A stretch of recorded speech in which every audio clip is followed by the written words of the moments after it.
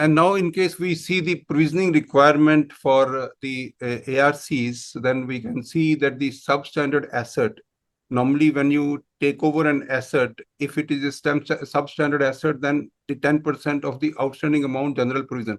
So this provisioning requirement, there is a question in my mind. Does it relate to the asset classification in the lender's books, or you actually start when the ARC takes it over, it starts afresh? So this is starting afresh only. This is not related to the lender books. But again, I said as there are only limited assets which are being acquired on the balance sheet, the impact of this on ARCs is very limited. And see what happens when it is taken over in a trust, then there is no provisioning requirement.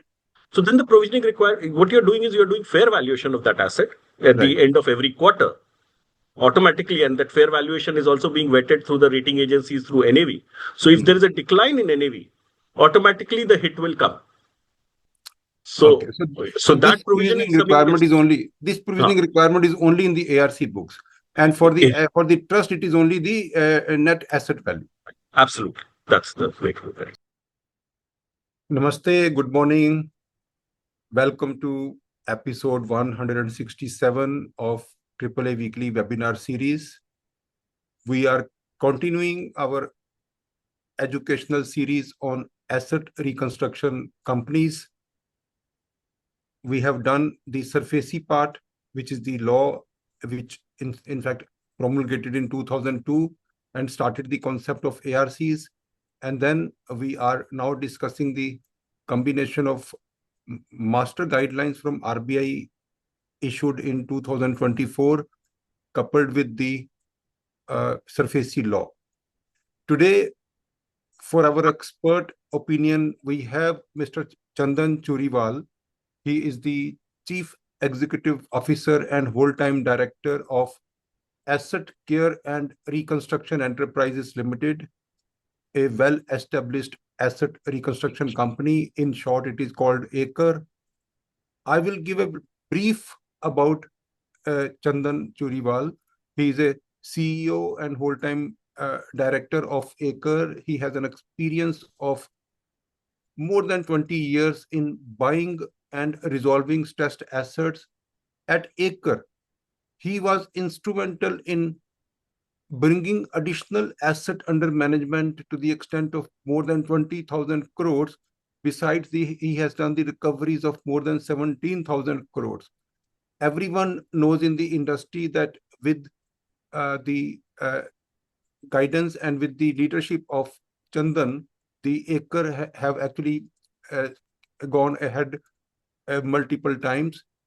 Prior to joining 𝐾𝐜𝐫, he was working with Standard Chartered Bank, where he was managing a stressed asset book of more than $1 billion, and then that was spread across various sectors. Before that, before even Standard Chartered Bank, he was working with Yes Bank and even 𝐅𝐨𝐳, which is the asset construction company of India, and then ICICI Bank. He was trained at IIM Bangalore for his MBA. Thank you very much, Chandan, for joining this as an expert, giving us practical inputs about ARCs. Before I start any of the subject today, I would like you to say something about yourself and your company, please, Chandan. Thanks, Anil. So, Anilji, first of all, thanks a lot for organizing this webinar and kind of educating the people about the ARC as a segment, because we believe that ARC is an evolving segment, and kind of I've seen the journey of this industry for last 20 years, and kind of it has evolved from times when we started where we used to buy accounts on 100% SR basis to today where accounts are being bought for cash. So it is already transformed quite a bit, and there is a lot of transformation more to go. So I have been part of this industry for 20 years, as you mentioned. I started with 𝐅𝐶L in that sense, and then kind of now I'm with 𝐾𝐜𝐫. 𝐾𝐜𝐫 itself is it's a leading ARC in the country. It has acquired assets worth about 25,000 odd crores over a period of time. It was one of the first ARCs to be granted license, and 𝐾𝐜𝐫 picked up steam post IBC because 𝐾𝐜𝐫 is largely a cash buyer of non-performing assets, and post IBC it was possible to kind of do underwriting on a cash basis, and therefore we have been more active then. Out of this, roughly about 25,000 crores, which has been kind of invested to buy NPAs, we have recovered close to 20,000 odd crores till date, and there is fair amount of recoveries more to be, collected in the portfolios which we already have. So that is the background of Acre. Acre is also the first ARC where FDI came in 2014, where SSG Capital came in and acquired a stake, a majority stake of 49%. And Acre's strength is buying assets on cash basis. So we have kind of done multiple deals, almost dealt with every large institution in the country for buying NPAs during most difficult times when banks were under PCA or when COVID happened. And there are many marquee deals to the name of Acre, which have been there. We have bought the entire book of Altico. We have bought. We had bid for, like, say, things like Reliance Home when it was being sold outside the IBC process. So many such transactions are there to the credit of Acre. Chandan, any impact of insolvency and bankruptcy law on the availability of deals to ARCs? Because in the ARC now the IBC has like kind of 8 years of existence of IBC. What is the direct impact of IBC on the availability of deals to ARCs? From one perspective, what has happened is the banks have got another revenue. With IBC, there is a resolution which is possible. So to some extent, banks have to decide whether they want to sell to ARC or kind of go under the IBC route. But frankly speaking, if we look at pre-IBC era, it was very difficult for us as a buyers of assets because ultimately it is a business. We are buying loans and we want to recover. Now, for us to underwrite that, given the DRT regime or BIFR regime, it was very difficult to get a visibility on the recovery, or in terms of timeline of visibility on the recovery. So therefore, we were also not able to underwrite and do big business on a cash basis. So post IBC, I would say from ARC industry side, it has been an enabler where we are able to write large checks to sellers and to give them full exit. So to that extent, it has kind of helped in market building, where seller is motivated to sell, because earlier we were offering security receipts and it was difficult for seller to decide. The benefit to seller was limited for selling on security receipt basis. So to that extent, it has helped the transaction and market. Yes, but I also agree that to some extent supply has possibly reduced.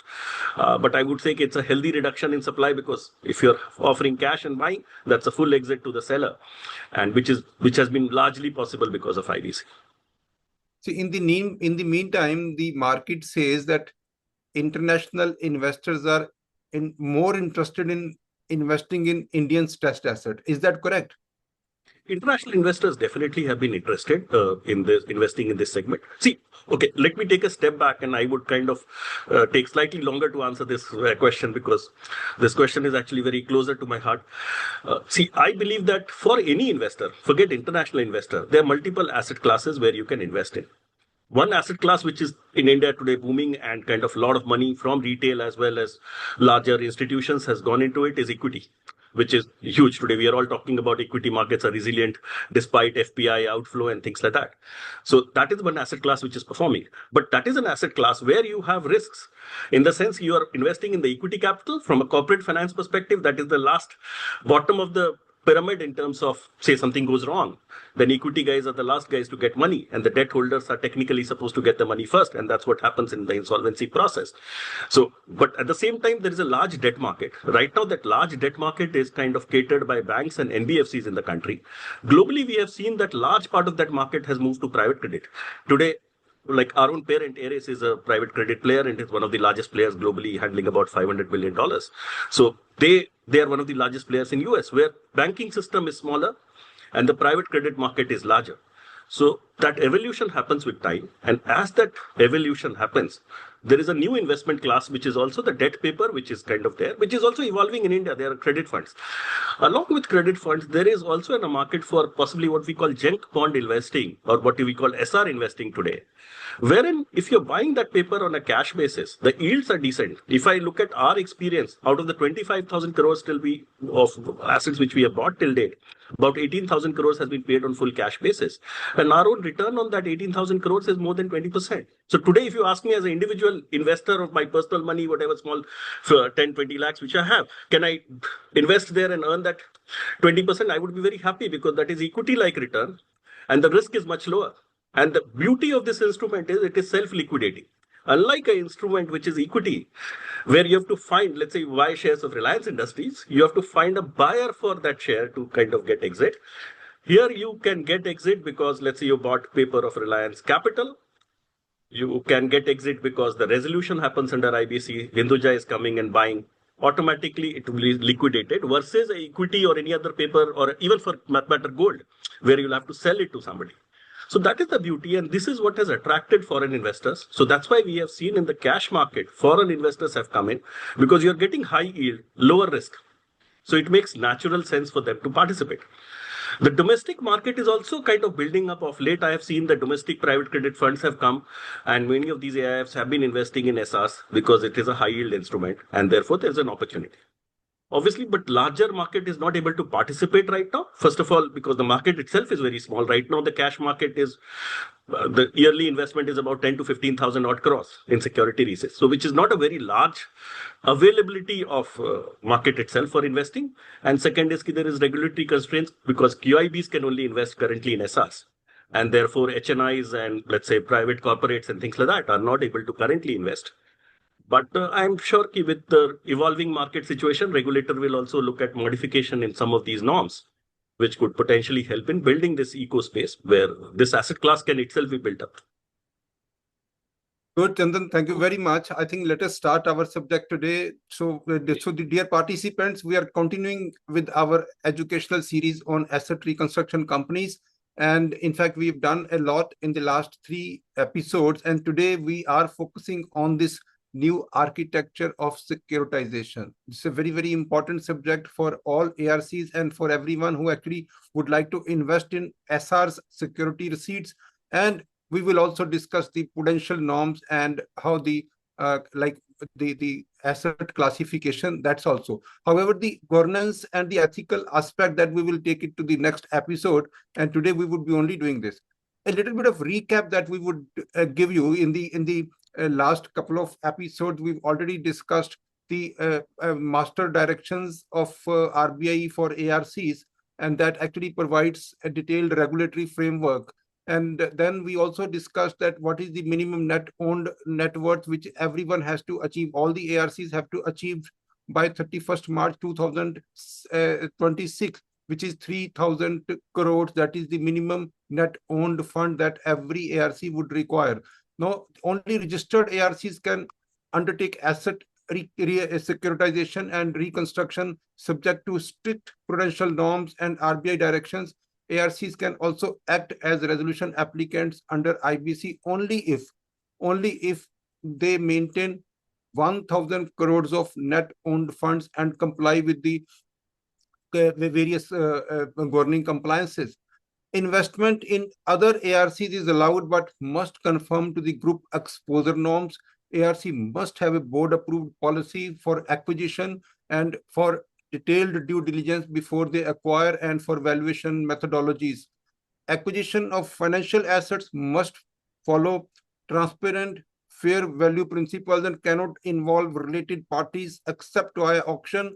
So these are various things that we in fact discussed, and in the last episode we discussed the realization of financial assets, basic formulation of plans, and what are the measures possible which the ARC can take for the recovery of the doubtful assets.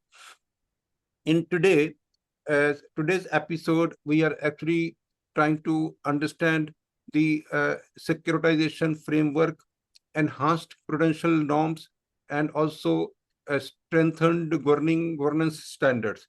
Like in case we see this architecture of securitization, the Clause 17 of the RBI Master Directions deal with this, with the heading of securitization, and the special features about security receipts. One, that this is a hybrid instrument. So therefore, SRs are hybrid and contains characteristics of both debt and equity. So not exactly a debt instrument. So it is a hybrid instrument. Two, uncertain cash flows from underlying assets are like the cash flows from underlying assets are uncertain in terms of amount and timing. The SRs are usually privately placed and rated below investment grade. However, there is a separate rating structure for SRs. And then how the SRs are issued. SRs are issued like the ARC may create a trust. Now, Chandan, when we say the ARC may create a trust, or ARC can also have SRs in its own balance sheet. So this is something which practically we need to understand in what circumstances the SRs can be kept in a trust and under what circumstances it can be kept in the financial statements in its own balance sheet of ARC. This is a very, very practical question. I couldn't find answer myself, so therefore I requested you. Fair enough. So there are two situations, effectively, what I understand.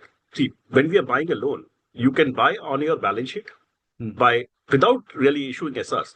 You can simply buy on your balance sheet as a loan. It will come and sit in your balance sheet. Other is you can create a trust and issue SRs. Now, these are the two situations.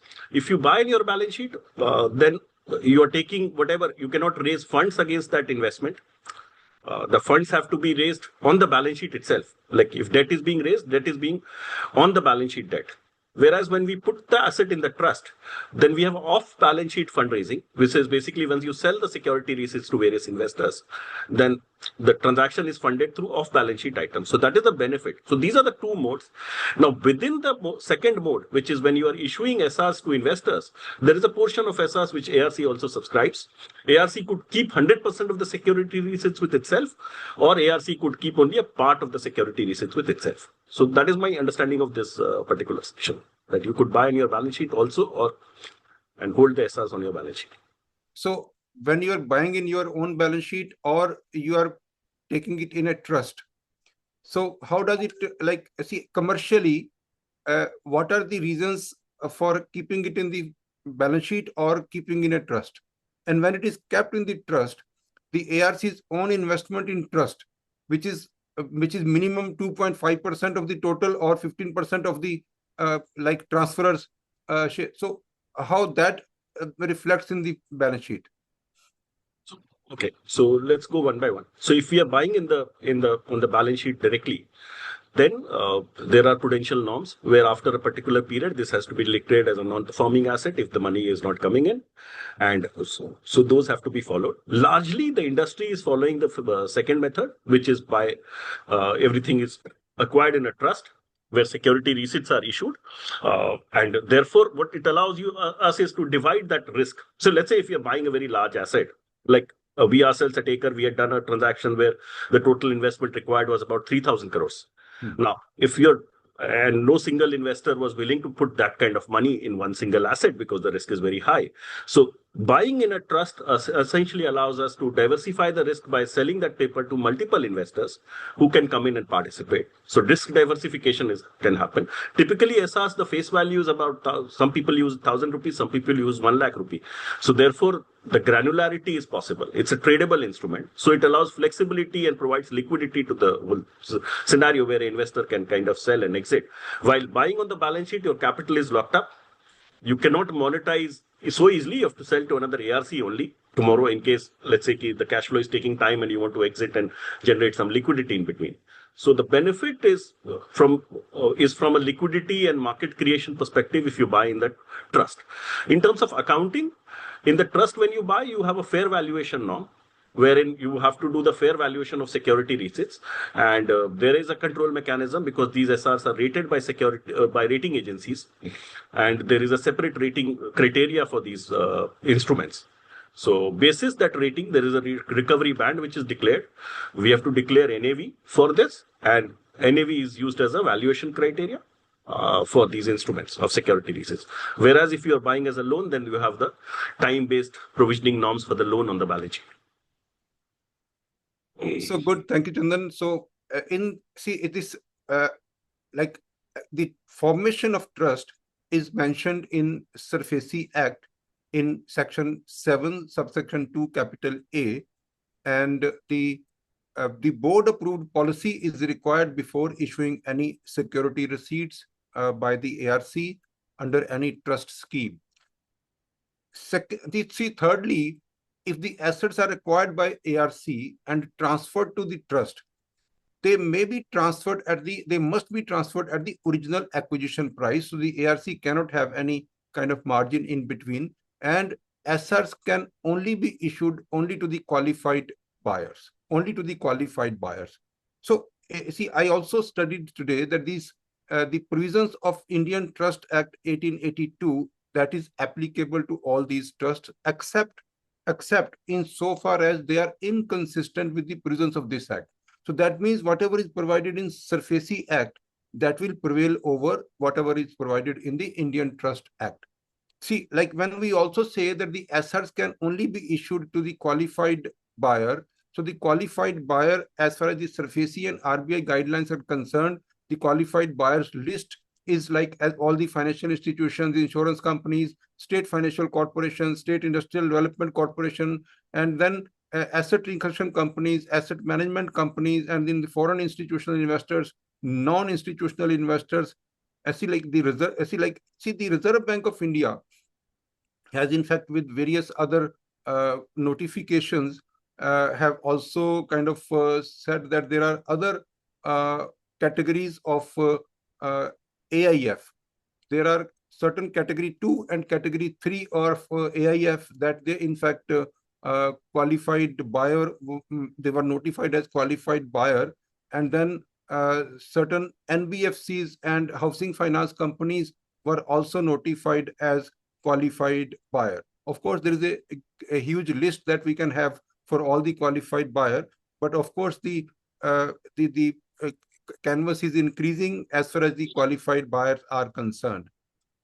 Now, ARC's own investment in security receipts, one regulation that I have seen is the ARC must invest a minimum of 15% of the transferor's investment in SRs, or 2.5% of the total security receipts issued, whichever is higher in each class and in each scheme. We will also discuss what kind of classes are there in the security receipts. So this is basically the ARC must have a skin in the game. With that objective, the RBI has stipulated that this much is the minimum participation of ARCs in any kind of issue of security receipts, and the ARC must maintain their own share till the redemption of the security receipts, and ARC cannot, in fact, exit from the SRs till the time all the SRs of that particular scheme are redeemed. Then we also kind of understand, like, there is a rating and the grading of security receipts. As per paragraph 17.4 of the master guidelines of RBI, there is a requirement of initial rating.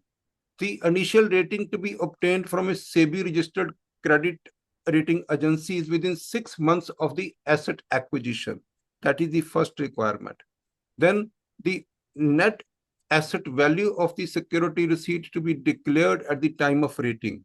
Then the rating must be reviewed biannually. That is, every 30th June and every 31st of December, the rating must be reviewed.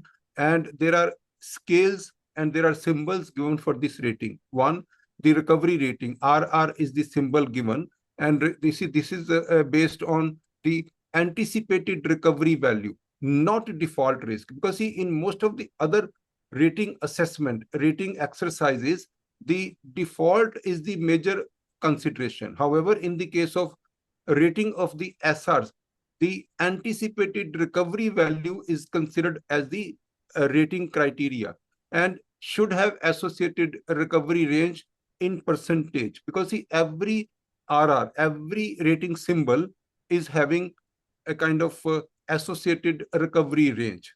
See, when we see this, there are agencies who are doing this kind of rating. the like CARE is doing, ICRA is doing, India Rating is doing, CRISIL is doing, Informerix and 𝐾𝐢𝐫.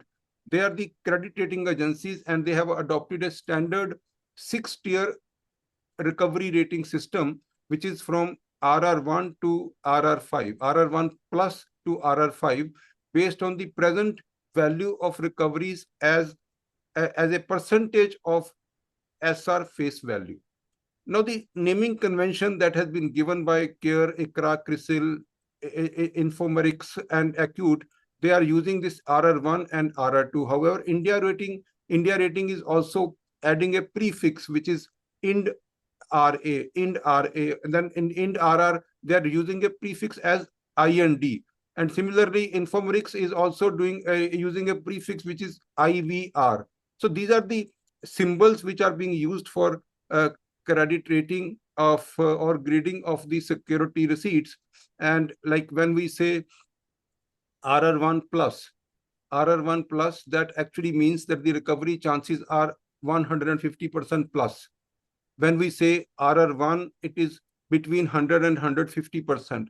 When we say RR2, it is 75 to 100%. And when we say RR3, it is between 50 to 75%. And RR4 is 25 to 50%. And the inferior possible in the inferiority kind of bottom is RR5, which is 0 to 25% recovery. And that is what is the rating and grading systems of SR. And according to these rating system, the net asset value of SRs are determined, and accordingly provisioning is done. Then the rating consideration, because the rating is very important for all the participants, they should understand that basically this rating will determine how much provisioning is required, and the rating in fact should consider the extent of debt acquired, then collateral available, then seniority. There is a seniority of debt is also very important, because there are certain SRs, like there are various classes of SR. One would have the top priority, the other will have the second priority. We'll come to that. And then cash flow risk is also has to be assessed by the credit rating agency. Management also has to be assessed. So rating is based on the recovery risk rather than the default risk that I've already said. So the rating should, where possible, be granular, that asset-wise within the scheme. So if there is one scheme, and in one scheme there are different assets, so there is a possibility of having the rating which is granular, like individual rating for different assets. Disclosure of rating assumption is very, very important for SR holders, and the credit rating agency must be retained at least for 6 half-yearly cycles. So that is not possible that if a particular credit rating agency is not giving favorable, there is no possibility that you can remove. You have to remove it with reasons. Otherwise, the credit rating agency cannot be removed. Once appointed, will actually lead with you for at least 6 half-yearly cycles. And then it is the recovery rating is assessed after factoring in. See, when the credit rating agencies are in fact factoring in various other issues like extent of debt required, composition of lenders, collaterals available, security and seniority of debt, I've already said, individual lenders vis-a-vis institutional lenders, estimated cash flows, uncertainty of realizing expected cash flow in initial period, management, then business risk, financial risk, and change in the resolution strategy. So these are all the factors that the credit rating agency will consider. Now, once the security receipts valuation methodology and also the declaration of net asset value, that is also linked, because the rating net asset value is linked. So what is the methodology for valuation? That is also I would like to deliberate. So what I have studied is that each rating category in the recovery scale shall have an associate range of recovery expressed in percentage terms. Percentage range of recovery can be used for computing the net asset value of the security receipts. ARC, based on its recovery experience, should choose a particular percentage within the recovery range. So in case the recovery range is given between 95 to 90, then the ARC can choose 95, or as ARC can choose 90 within the range. based on its own experience of recovery, and the recovery rating percentage so picked up by the ARC multiplied by the face value of the security receipts, that will give us the net asset value. The ARC should provide for rationale for selection of a particular percentage of recovery rating. So that is what is the arriving of the net asset value. And this is the strategy that I've discussed. It is simply in some kind of format, like the as I said, that if it is between 81 to 90%, then the ARC can select 87%, and the net present value, net asset value, can be calculated at 87%. But it has to be the assumption has to be given, the rationale has to be given. So any comment on the rating exercise from your side, Chandan? So see, rating exercise is essentially every ARC is also performing a cash flow assessment from its own side on each of the security receipts. This is required for our own internal accounting purposes, because for preparing the results, we have to do fair valuation of each SR. Especially if the ARC has investment, and ARC has to have an investment in every trust given the regulatory guidelines. So for preparing our own financials, we are any which ways predicting the cash flows and essentially discounting the cash flows to arrive at the fair value. Rating exercise is a similar exercise with whatever many factors which are there of the underlying situation. Ultimately, the rating agency is trying to predict the cash flows and the timing of those cash flows, and they are also arriving at a preview of those cash flows to give us a recovery rating. And within that recovery rating, typically for declaring the NAV, like example you gave that between 81 to 90, we are selecting 87, let's say.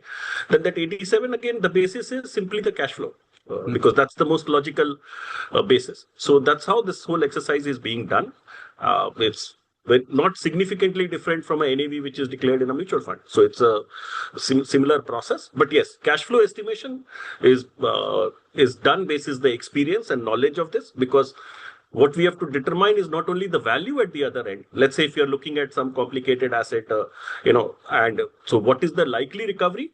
And apart from the likely recovery, we also have to allocate that how that recovery will be distributed between various stakeholders, whether between secured lenders, unsecured lenders, operational creditors, and there could be other stakeholders like statutory dues and things like that.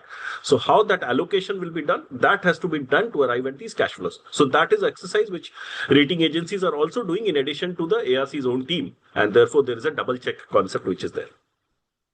So too many regulations, like even for accounting, even for compliances, like the ARCs are in fact regulated quite a lot. So we move on to Chandan, restructuring support finance, which is actually provided in paragraph 17.6 of Master Guidelines of RBI. And although when I read section 7, subsection 2 of SURFACE, I could not find any mandate for restructuring support finance, but Master Guidelines in fact say that the ARC can raise some funding up to 25% of the funds may be used for restructuring purposes, and the eligibility of ARCs with assets more than 500 crores can raise funds from qualified buyers under section 7, subsection 2 for restructuring support to the acquired entities. And then it is 25%. It is to be disclosed in the scheme document and accounted separately, and the ARC must have a board-approved policy. Now, typically, when we see this, the practical examples of ARC-led restructuring, so we probably can see that some of the acquisitions which is done by ARC, some working capital revival fund is given to the promoters to run for some time under the guided environment, so that the ARC can inject short-term funds so that to keep the company as a going concern and to continue the production and also the turnover. Some kind of very, very important capital expenditures can also be proposed if it is required for changing obsolete machinery or the kind of balancing of the capacities. That also is possible, and some kind of employees or statutory dues in case it is required for immediate making the company as a compliant. And then in case there are some creditors who are not even giving the money to, who are not coming to ARC So the ARC can actually settle with those lenders by entering into a one-time settlement, so that the no recovery process is started by any other lender, and therefore interim project support also can be given. So some legal cost and due diligence cost can also be given to all such entities acquired by ARC. And then so Chandan, so like when we see this kind of provisions are available, what is the kind of percentage that you feel that in how many cases the ARCs are giving this kind of restructuring support, which is restricted to say 25% of the total funds, and it is not for increasing capacity, it is only for balancing, it is only for keeping the company as a going concern in the same manner in which it was acquired? I need your practical experience on this, please. See, practically, there are effectively three modes through which the additional funds are available to a borrower who's in distress, and which ARCs are kind of enabling. So, for example, I'll take a live example of, let's say, real estate cases. We bought a lot of stuck, let's say, residential real estate projects where the construction is stopped because money is not available. And even the home buyers are stuck and the lenders are stuck. But typically, a lender would, in these situations, if the sales cash flow is coming or collections is coming from past sales, they would sweep the cash flows because the account is NPA. But when the account comes to ARC, typically what we are doing in order to revive the project is we are giving moratorium on payments so that the construction can be completed. That itself is like a restructuring support finance, because effectively if no cash flow is going towards debt payment and everything is being utilized to complete the project, which may come from sales or which may come from collections. So that helps the borrower. Other part is also, a lot of times what we do practically is we allow a priority lender to come in, step in, to provide that additional finance. Why we do this? Because our funds are more expensive, and say a Swami kind of a fund, if they step in and they are more reasonably priced as compared to our cost of funds. So therefore that helps in increasing viability of the project. But situations where there is nobody coming in and priority finance is not possible, at that stage we ourselves step in and we provide the additional finance. But yes, those cases are limited because we don't want to burden the company with higher cost of funds, and we want to kind of get lower cost of funds for revival of the business. And therefore, typically we prefer a priority lender coming in. And with priority, our experience is that there are lenders who are willing to step in at least today's market, and support the borrower, because obviously we ourselves are secured lender, and if you're allowing priority over and above us, then that cash flow becomes available. So these are the modes which we have seen. Cases where restructuring support finance are given are like 5-7% of the total portfolio, but not in a very big way. Because of the restriction of only 25%, or because the scheme, when the scheme was prepared, this restructuring was not envisaged? What is the reason this restructuring? So 25% is a limitation, but I would not say that's the biggest limitation. One of the limitations which does come across is that this has to be disclosed in the scheme upfront. And a lot of times when you are entering upfront, you may not be aware that this kind of a situation would arise, and that situation commercially arises later. So that could be the reason. And the commercial reason is also the expensive funds which ARCs have typically, because it is being raised through various investors. And typically the debt capital is not so much available to ARCs. So therefore the cost is higher. So, in order to optimize on the costing front, we typically let a priority lender come in. As you know, there are various disclosures which are required for even disclosure relating to the issuer of security receipts, and then the terms of the offer, disclosures on quarterly basis that are required. So we are not going in detail, but then we definitely would our participant must understand there are a lot of disclosure requirement. So only for the purpose of transparency, the RBI guidelines are repeatedly saying that these disclosures must be done on quarterly basis. Moving forward, Chandan, we now are trying to understand the prudential norms for a stronger ARC ecosystem, and the Section 4, the prudential regulations for asset reconstruction companies, that is what is capital adequacy and the asset classification and provisioning. That is what we are going to discuss in brief. And let us first of all discuss capital adequacy ratio, which is the minimum required. Every ARC must maintain a minimum capital adequacy ratio of 15% on an ongoing basis. Now, the capital definition is the net owned fund, and the capital is same because for the purpose of capital in this CAR, the net owned fund would be considered as capital, and risk weight, we see risk weight is assets are to be calculated as per the weights which are given here under. Now, in case there are cash and deposits with the scheduled banks as per the RBI guidelines, the risk weight is 0. In case of investment in government securities, my risk weight is 0. And in case of shares of other ARC, depending upon that group exposure regulations, again, it is 0.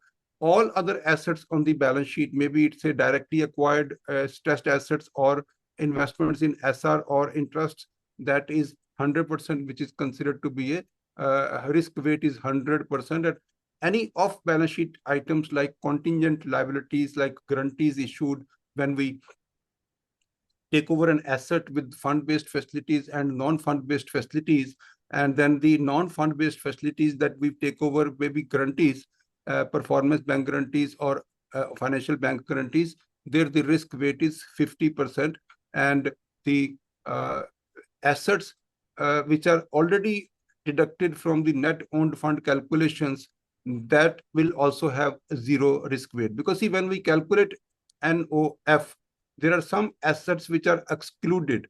So those also will have a 0 risk weight. So in case of like when we give some examples, in case we have net owned funds of say 120 crores, and on balance sheet items we have 500 crore, and off balance sheet items again 100 crore. So total 550 is my risk weight, and 550 I need to have I need to have a capital adequacy of 15%. 15% actually is something which is 21.82%. So it is compliant company, because 15% is required.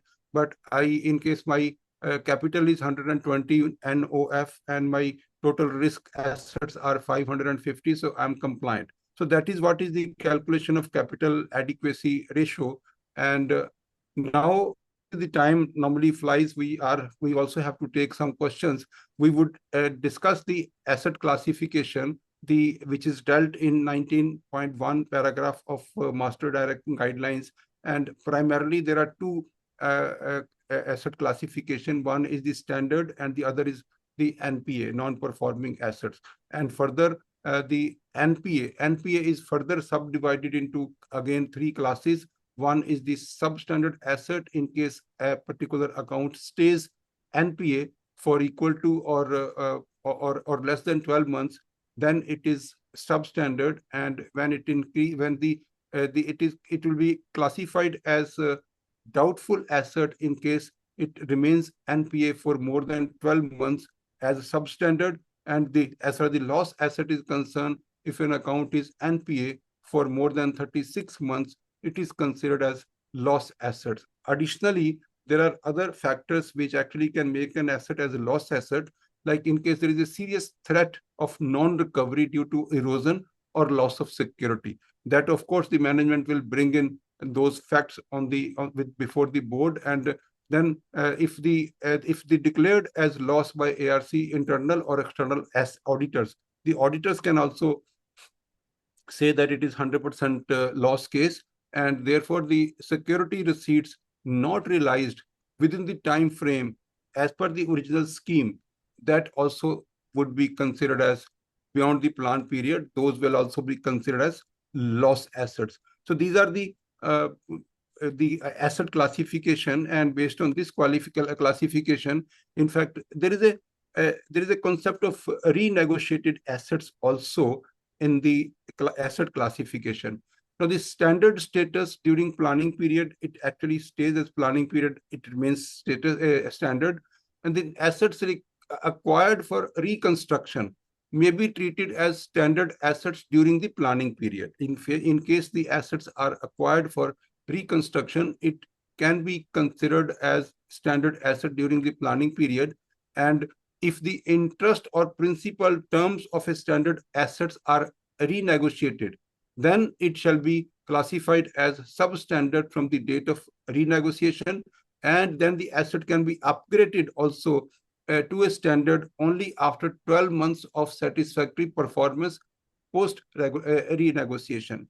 So that means, Chandan, in case we restructure an account, we convert some part into equity, we convert some part into kind of the working capital term loan, term loan, or which we convert some part into kind of non-serviceable fund.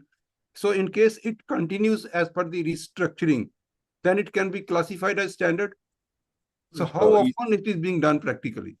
So I'll take a step back. See, essentially these guidelines are applicable for loans which are acquired on the balance sheet of the ARC. Okay. And the quantum which is acquired on the balance sheet of the ARCs is very limited. So effectively, most of the loans are being acquired in the trust. And where for this accounting purposes, we are using fair valuation. So effectively, there the standard and non-standard or NPA classification is not getting affected. There the NPA classification or write-off is only coming if the recovery has not happened within the period of 8 years, which was mentioned in your previous slide, that if section 10.2 or 10.3 is kind of reached in that situation only, that non-performing or a loss categorization where 100% loss is coming directly. Otherwise, it is being valued as per the NAV of the rating agencies. So therefore, this standard and substandard classification for majority of assets is not really done, because this typically the guideline is applicable for assets bought on the balance sheet of ARC. So not much of the renegotiation or restructuring is being done, because restructuring and renegotiations are being done. Sorry, so a lot of restructuring and renegotiations are being done, but effectively the implication of that on a standard asset or a substandard asset for ARC is not there, because those assets are acquired in the trust. So subsequently, the valuation for ARC's own balance sheet purposes is done basis the NAV, which is declared by the rating agency, or fair valuation of those assets. And therefore, this provisioning, because automatically if the NAV goes down, then you have to take that hit in the financials. So that guideline is applicable. This provisioning guideline is applicable for assets acquired on the balance sheet.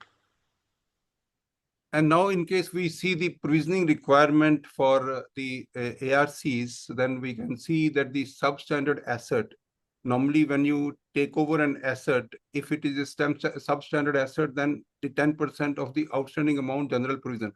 So this provisioning requirement, there is a question in my mind. Does it relate to the asset classification in the lender's books, or you actually start when the ARC takes it over, it starts afresh? So this is starting afresh only. This is not related to the lender books.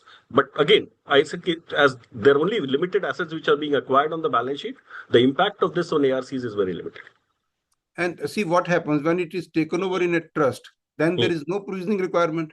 So then the provisioning requirement, what you're doing is you're doing fair valuation of that asset at the end of every quarter automatically, and that fair valuation is also being vetted through the rating agencies through NAV.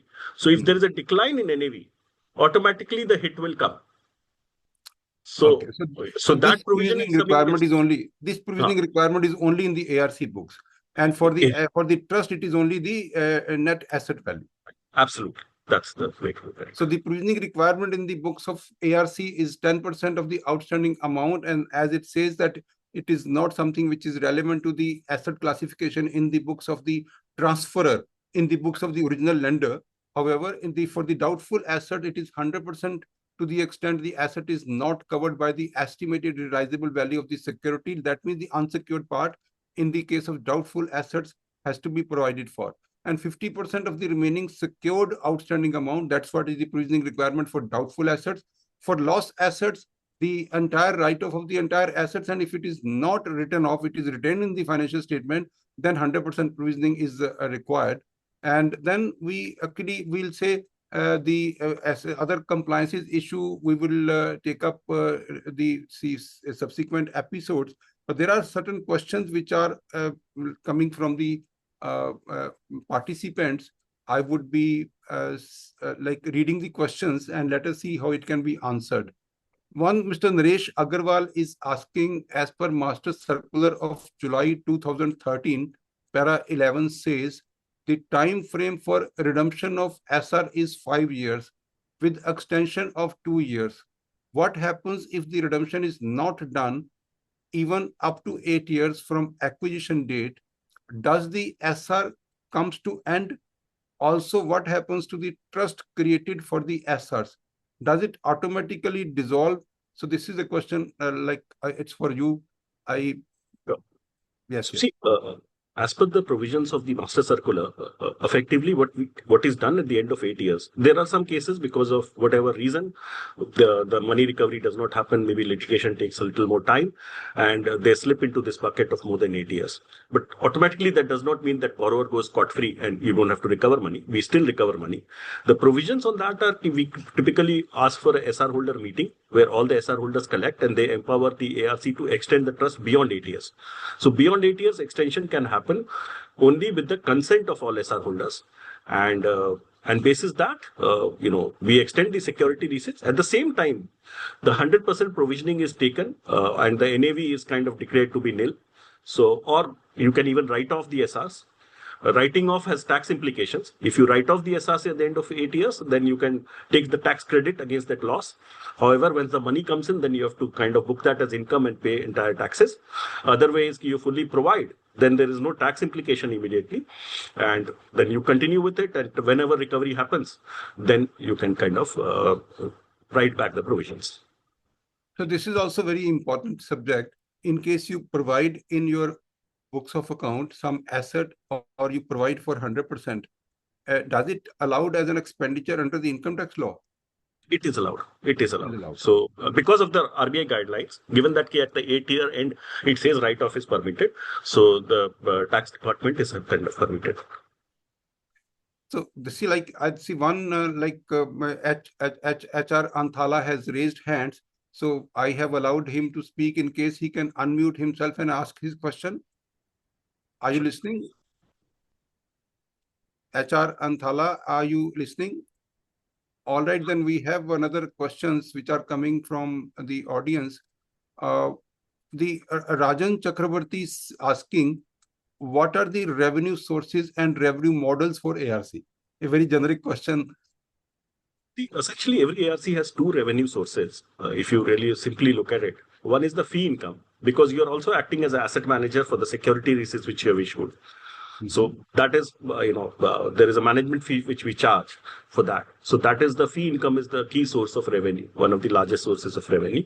Other source of revenue is the prop book income, as I would like to call it, which is essentially the investments which are made by the ARC from its own resources, whether from debt or from equity. And then you generate a return on those investments. The return is typically called upside or profit on the transactions. So that is the other source. So these are the two critical sources. There is a third source called recovery incentive. In some of the trusts or in some of the transactions, the SR holders allow us to kind of charge an incentive basis certain criteria in terms of recoveries. So the third source could be recovery incentive. So these are the three key sources of revenue for the ARC. Which one is the highest? So between fee income and prop book income, I would say depending on ARC strategy. If our own investment in the trust is lower, let's say we continue with only 2.5%, then the fee income could be higher. But if our portion of investment in the total investments is higher, so like for Acre, earlier fee income used to be higher. Now slowly we are moving to a model where prop book income is higher than the fee income. Yes. So we are actually getting questions now. There are questions like the one is Paddy is asking, is the asset reconstruction industry over-regulated? I would not say it is over-regulated. See, this is an evolving industry. And industry, I have seen it changing. If I can give you one background of history, till September 2006, we used to give 100% SRs.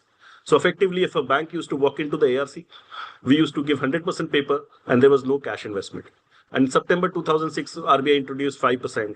Then in sometime August 2014, 15% was introduced. And today market has moved to large part of it has moved to full cash. So it's an evolving industry. We are all trying to understand. And we don't have any precedents globally on this. See, globally, it has happened in two forms. One is the government promoted vehicles. At the time of stress, let's say when 2008 global financial crisis happened, many of the European countries like Germany and all, they had government-sponsored funds buying. Like we have similar concept, something similar like with NARCL. So So that is one kind of a bucket. Other bucket is where there are distressed funds who are buying. So since there is no parallel, and India has gone with a private sector model with private capital coming and buying stressed asset. So that challenge is there. It's an evolving industry. So with the evolution, everybody is learning. Even regulator is learning, and regulator is also, the good part is regulator is changing. We have seen that 15% coming down to 2.5% for cash deals, which happened in 2022. So that process of evolution is on, and I'm sure with times regulations will also change basis the market requirements. So Chandan, at present, in India, the stressed assets can be assigned to ARCs only. The stressed assets can be assigned to ARCs only, and some of the NBFCs also. That's what is my understanding. As per the recent draft paper by RBI, they are trying to actually create another RBI-led framework for resolution of stressed assets, where they are opening up the market for acquiring stressed assets in India, and then it would be allowed to, like, there are two categories. One is the retail and the other is the corporate. The retail, there are different norms which are proposed by RBI, and for the corporate, which is above 50 crore, they are different.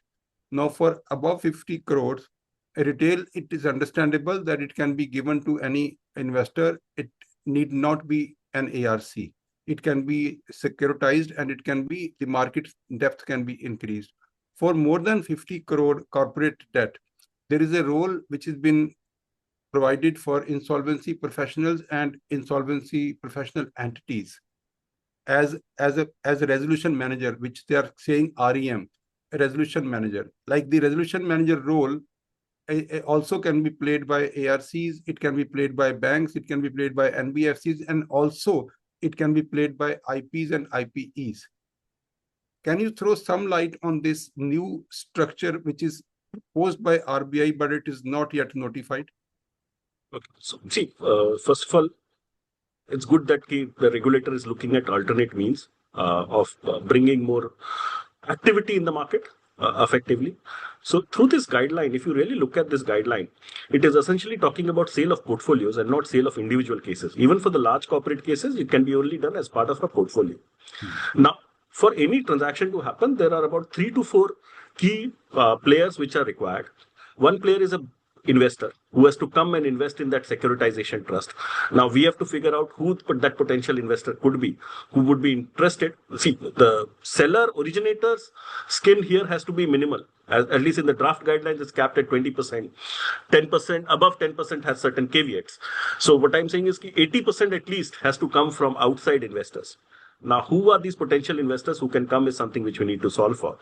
Other part is there is a trustee required, because if you are floating a securitization trust, typically, let's say if I take a parallel of the performing securitization trust, we have seen various agencies, let's say, IDBI trustee, Access trustee, Catalyst trustee, as the trustee of those platforms.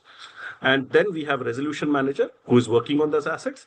And there could be a collection manager. Resolution manager could also collect, or resolution manager could outsource collections to another agency, especially for retail and things like that. So these are the 4 things which are required. Now, the challenges are also there, and I'm sure regulator is aware of the challenges and they're working on it. Let's say if you appoint some XYZ IDBI trustee, Access trustee, or a Catalyst as a trustee, and it's a mortgage pool or even a SME pool which is being sold, then you require SurfaceE powers. SurfaceE powers come from the trustee. So today ARC trust has a SurfaceE power, but these trusts, they don't have SurfaceE power. So I would say for resolution of those assets, underlying assets, unless until you're saying SurfaceE is not required, this guideline currently in the current form will not work. It requires amendment in the SurfaceE Act to widen the SurfaceE definition. And so that has to be further deliberated whether the regulator and the government agencies are comfortable with allowing SurfaceE to a larger set of people, because their regulation on them is different. So that is one answer. Second question is investors. See, ARCs today, over a period of time, last 22 years, a journey we have built up on our corpus, our sources of money to buy this. Now, if you are doing under the securitization trust, in the forming securitization, there is a set of investors, which is typically banks and mutual fund investors and things like that, where people are coming and buying because that's a yield play. Versus here, there is a higher uncertainty. So who could be the potential investors who would like to step in and buy? is also to be solved for. The ARCs today, when we are doing and we are approaching various investors, we have a track record. Okay, we have given this return with most of the funds. We are going to various FPIs and they're investing with us in buying NPAs. So we have a relationship, we have a track record, we have all the paperwork agreed with them. For this securitization, all this has to evolve, where an investor class has to evolve, who will come in and invest in this. So I would say it's a journey which has to happen. We as ARCs, we have requested the regulators to consider us also in the whole journey, wherein we are also allowed to do all the activities. And I believe it's being looked at positively. So, let's see. So, see, when I saw that draft guidelines, so there was a very kind of aggressive role for insolvency. You see, basically overall REM, resolution managers. But see, there was out of what kind of law this power will be transferred to IPE or IPE or resolution manager. That amendment has to be made, or it can be through SARFAESI, or it can be any other law which will be made, so that the power travels to appointed IP, like it is presently happening, that out of an IBC, Insolvency and Bankruptcy Code, and then the second is the appointment of an RP by the NCLT.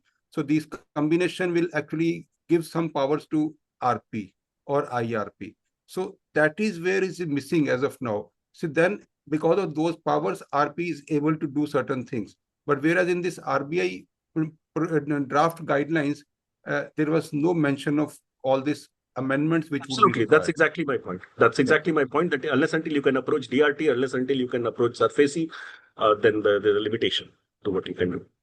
So let me see. I think there is one important question, in case there is a question, like the question again coming from Naresh Agarwal. What happens if the security receipts do not agree for extension? Means the SR holders do not agree for extension. Can the bank take control once again for recovery as the trust gets dissolved? I think what he's trying to say is that the original period which was given for the SRs, if that period lapses, and I think that he probably will have to be given that 75% of the total voting power, having a meeting, and whatever is decided in that meeting, that is binding on everyone. That is what is the solution, but then you can provide us the best way. See, I don't have the answer to this question. So frankly, it has to still to evolve, because what happens is during 8 years, so much has happened on the asset. All the charges have changed. All the various legal filings have been done. Now, if it has to go back to the bank, how the ARC will be compensated for its investment, so whatever its share of investment, 2.5, 15, but typically it would be 15, because if the seller is the bank, then it has to be 15 at least. So then, because ARC also has to be taken out, they have beneficial interest. So what kind of a fair valuation would be done? So one way, possibly, I'm just speculating, is that you pay 15% to the ARC of a fair valuation and then take it back to the bank and recover from the bank, within the bank. But I have not seen this happening in the industry till now. Typically, most people in these situations have continued with the ARC because it is too disruptive to take it back to the bank, and there are a lot of unresolved issues which have to be addressed.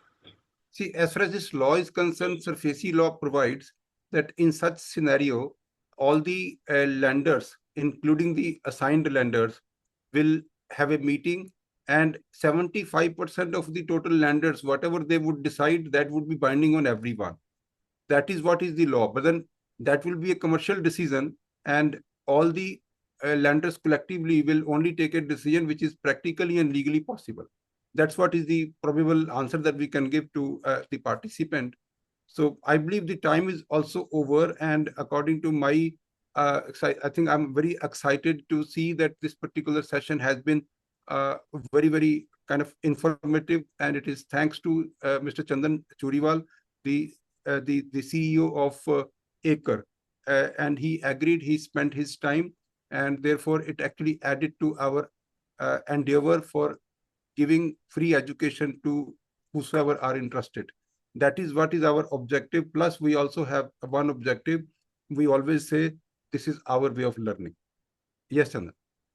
Thank you, sir. Thanks for inviting me. It was a pleasure to kind of hear your views and kind of answer the questions of the participants.